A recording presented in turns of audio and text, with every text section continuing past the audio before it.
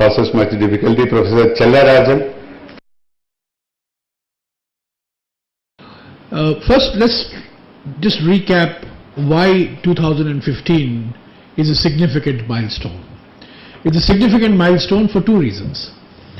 It's a milestone because the world community has pledged to have an international compact or an international agreement on combating climate change and limiting the temperature increase to 2 degrees Celsius on pre-industrial levels. The second important reason why it's a milestone is because the world community has also agreed broadly to transit from the MDG world to the SDG world, a world in which the global development discourse was based on Millennium Development Goals to Sustainable Development Goals, SDGs. So 2015 is important in the global context because in 2015, December, countries are expected to congregate in Paris and come up with this agreement, number one. And number two, we will also be making this transition from a Millennium Development Goal development debate to a Sustainable Development Goal development debate. Now, obviously, the focus of our discussion is on India, not the world, and all my remarks will be confined to India. India is dreading both these milestones because for a number of reasons, which I will allude to, but I won't have time to get into, our approach to these issues has been defensive. Our approach to this has been argumentative. Our approach to these issues has been moralistic. And our approach to these issues has been based not on any enlightened self-interest or any hard calculations of what is good for us, but has been dictated by the traditional Indian negotiating strategy of saying no till the point where everybody says yes, and then India joins the bandwagon.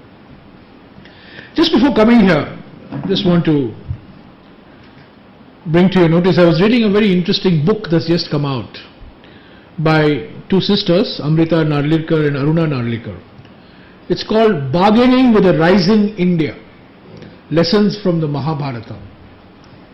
A very interesting book, and they talk about WTO negotiations, they talk about NPT negotiations, and they allude to on climate change negotiations, and they derive India's current negotiating strategy from various tales of the Mahabharata.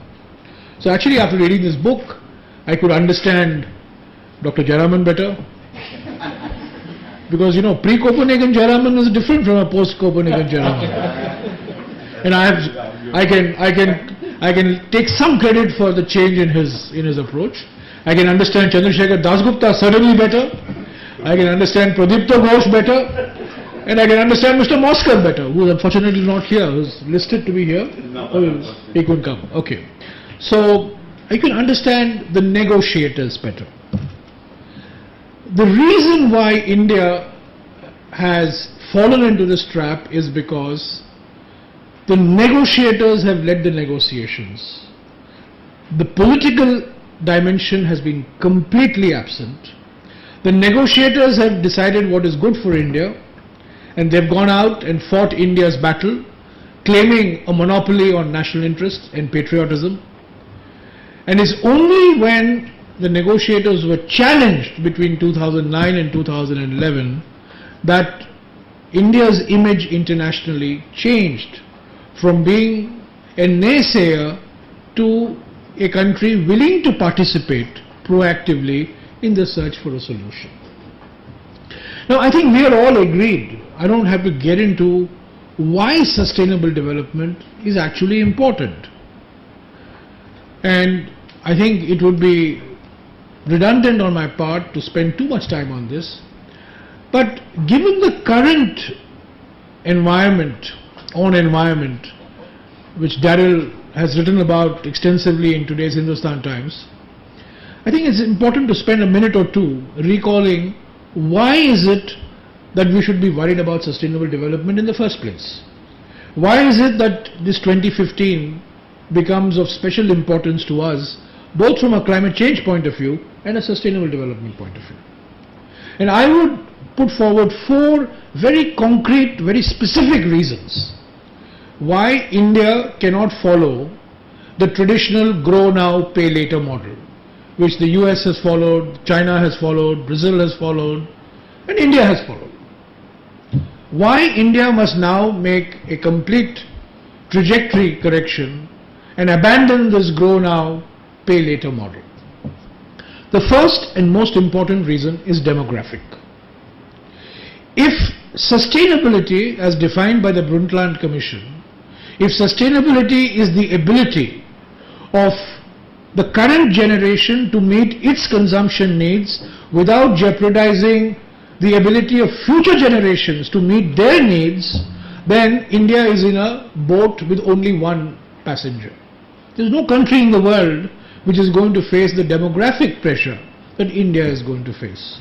We are 1.24 billion today, and we are going to add 400 million people in the next 35 years.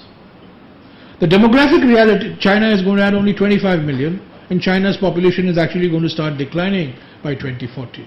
Our population doesn't decline till 2075 or thereabouts, according to present estimates. Now, most countries don't have future generations to worry about because they're going to have demographic declines. And the United States and UK are saved this situation largely because of immigration from the Indian subcontinent, who jack up the birth rates. But India is one country that is going to be faced with a huge demographic challenge. 1/3 of the current population going to be added in the next 35 years. So demographic, let's keep that in mind always. The second reason is climate change. The reality of climate change can no longer be denied. Whether it's the monsoon, whether it's the health of the Himalayan glaciers, whether it is the increase in mean sea levels along a 7,000 kilometer coastline, or whether it's the fact that most of the natural resources required for fueling an 8% growth, like coal, bauxite, iron ore, are all located in forest-rich areas, and the more resources you extract, the more rich virgin forests you're going to destroy and add to the problem of global warming. So climate change, India has both current vulnerability, and as Jairam has written in a paper, which I found very useful, it has also got future vulnerabilities. We both have current vulnerability and future vulnerabilities, and we have vulnerabilities across multiple dimensions, unlike Bangladesh or Maldives or the small island states which have vulnerabilities on one or at most two dimensions. So the first reason is demographic. The second reason is climate change. The third reason is public health, and this is not adequately appreciated in our country. Environment today is not an environmental issue anymore. It's a public health issue. The contamination of water, the pollution of air are most visible manifestations of the impact that economic growth has had. And increasingly, if not mortality, certainly morbidity patterns are being influenced by what is happening to our air, what's happening to our water, most visibly. So the public health dimension of environment is something that is now emerging as a very serious issue. And the fourth, and perhaps to my mind, the most significant reason why we should be worried about sustainable development is because ultimately sustainability in our context, to a large extent, is not a lifestyle issue, it's a livelihood issue. It's linked with access to forests, it's linked with productivity of land, It's linked with protection of water bodies, water security. So it's not just lifestyles we are trying to maintain, but it's also livelihoods that we are trying to protect. So these are four overriding reasons why, and in my view, they are unique to India. Demographic, climate change, public health, and livelihoods issue. This is what makes sustainability and sustainable development an essential prerequisite in our economic growth. And I'm very glad that the 12th five-year plan, of which one of the prime authors is sitting with us today, for the first time, and he had a very important role to play in this, for the first time, the 12th five-year plan, the theme is, well, let me rewind a little. The former 12th five-year plan. I'm not so sure that the 12th five-year plan will survive, but if it survives, the 12th five-year plan, the tagline is faster, inclusive and sustainable growth. It's never happened before. It's the first time in Indian planning that the Planning Commission has enshrined sustainability into its plan objective. And for the first time, the Planning Commission, one of the last acts of the Planning Commission was to bring out a report on what a low-carbon, inclusive growth strategy for India should look like. And those of you who haven't seen it, I would request you, I would urge you to have a look at this report, because what it shows is that you can have rapid growth, you can have inclusive growth, and you can have low-carbon growth as well. And the important thing is the word low-carbon is used. We were very averse to the use of the word low-carbon for a long time, but now we are now talking about low-carbon growth, and that's a very positive development. So the reason for sustainability is clear. The need for sustainability has been acknowledged. The roadmap for sustainability, like the low-carbon growth, which involves investment choices and technology choices, has also been put into the public domain. So the question can be asked, what next? What do we need to do? What is the problem? The problem arises from two reasons. One is that all the gains that were made between 2009, 2010, 2011 on the international front have been negated by India going back to its old ostrich-type positions. That is the first danger. The pragmatism, we can argue about the details of that, but I don't think anybody can disagree with the fact that India was seen to be pragmatic. The achievement at Copenhagen and the achievement at Cancun, such as it was because of India's intervention. But subsequently, we went back to the moralistic, inflexible position. And the net result of it is that today, India could well be last man standing in Paris. Now, there may be some people in our country who take great pride in being last man standing. And one of the great paradoxes, I won't say paradoxes, a characteristic of democracies is that if you're a hero internationally, if you're a hero internationally, you become a villain domestically. If you're a villain internationally, you become a hero domestically. Murali Maran, for holding back the WTO agreement in 2001 in Doha, became a hero, and the current government has got huge praise for the stand that it has taken on the WTO food security issue. So it's possible that India will go to Paris, be the only country in the world, although it has a coalition called like-minded countries, with such responsible countries such climate responsible and climate sensitive countries like Saudi Arabia. We will be like-minded with Saudi Arabia, and we will be the last man standing. And maybe the Indian media and the Indian academics, and there will always be a lot of applause for the stand. But this is one threat that we face. The second threat we face is domestically, which is what Darrell De Monte has written about today. That in the desire to go back to an 8% growth trajectory, incidentally, you should correct Mr. Ramadurai's speechwriters.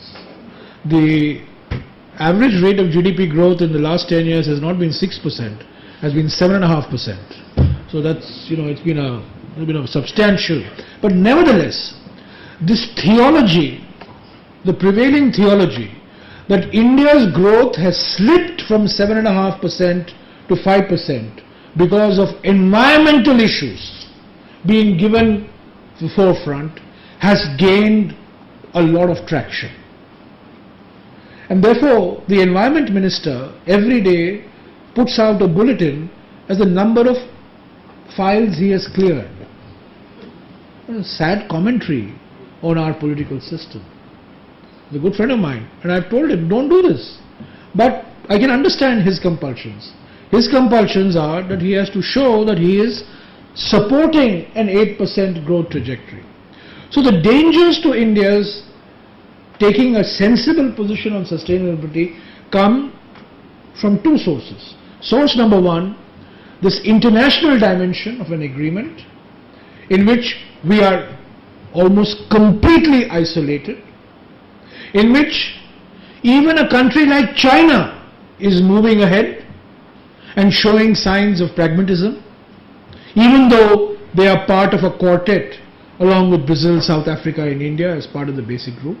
And the second source of uncertainty and threat comes from the domestic imperative, which has painted environmental issues to be the prime reason for the growth slowdown in the last 3 to 4 years. So I think as a community of scholars, commentators, activists interested in this issue, we have to address both these sources.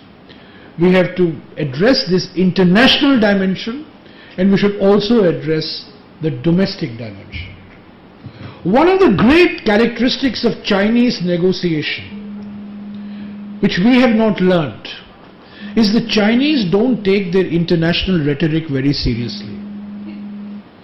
The Chinese internationally have one stand, but domestically are doing everything to establish a position of strategic leadership in the green economy.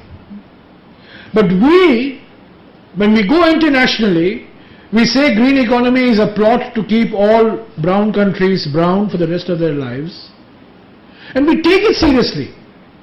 That is the unfortunate part. It's one thing having this rhetoric, but what is more unfortunate and tragic is to translate that rhetoric into reality domestically and don't give the green economy the importance that it deserves. 25 years ago, India was ahead of China in solar energy. Today we are importing solar energy from China, solar technology from China. 25 years ago, India had more wind energy capacity than China. Today, China has outstripped India. We were world leaders in biomass energy. Darrell will remember, when we first talked about biomass energy, it was in the early 80s. Today, the Chinese and the Indonesians have moved ahead. So we have to distinguish the position that we take internationally in negotiating forums and things that we do domestically which is in our own interest. And I would argue that the time has come for us now to delink the two and have an aggressive investment strategy in the green economy, not because the world is telling us, but simply because it is in our interest, because it has co-benefits in the areas of public health and other climate change that I talked about. And I think if you take this approach, then you will see that you will have some transformation in India's position. Just take 2 minutes more. Just 2 minutes more. There will be great debate between now and the next December 2015 on what India should be doing. And India's flag is the equity flag. One of the great flag bearers of equity is Dr. Jairam. And you scratch these guys and say, what do you mean by equity? And they'll tell you per capita. We are the only country in the world, I'm not exaggerating, we are the only country in the world that uses per capita emissions as a metric for equity. The Brazilians have abandoned us, the South Africans have abandoned us, the Chinese have abandoned us. Nobody is willing to buy this argument. But it's a convenient argument because the denominator is 1.24 billion, growing by 12 million every year. So Indra Nui, when she comes and she speaks to CII and FICCI, she says India is the biggest market for Pepsi because per capita consumption of Pepsi is the lowest in India. Per capita will be the lowest in India for anything. So what is it that we have proved? What is this great analytical point, profound point that we are making by saying that per capita we are low? However, and I must say that Dr. Manmohan Singh, in a great act of political courage, enumerated what I thought was a slightly better principle than the pure per capita emission principle, when he said that India will not cross the per capita emissions of the world. If the world is at 4 tons per capita, we will remain at 4 tons per capita. We are 2 tons per capita or thereabouts right now. We will not cross 4 tons per capita. Now, that is one way, what Jairam said, convergence. If the whole world, entire world converges to 4 tons. But remember, problem with this convergence approach is that Qatar, with a $90,000 per capita income, will have 4 tons per capita, and India with mushkil say $3,000 per capita will have 4 tons. So you may have 4 tons per capita, but that 4 tons per capita will be at different levels of per capita income. And problem is that the entire international climate change discussion for the last 22 years has taken place without any reference to per capita incomes. There is no economic anchor in the discussions on climate change. There is no graduation. The world is as it existed in 1992, Annex 1, nor Annex 1. But what happened after 1992 was China grew explosively, and today China accounts for 29% of world greenhouse gas emissions.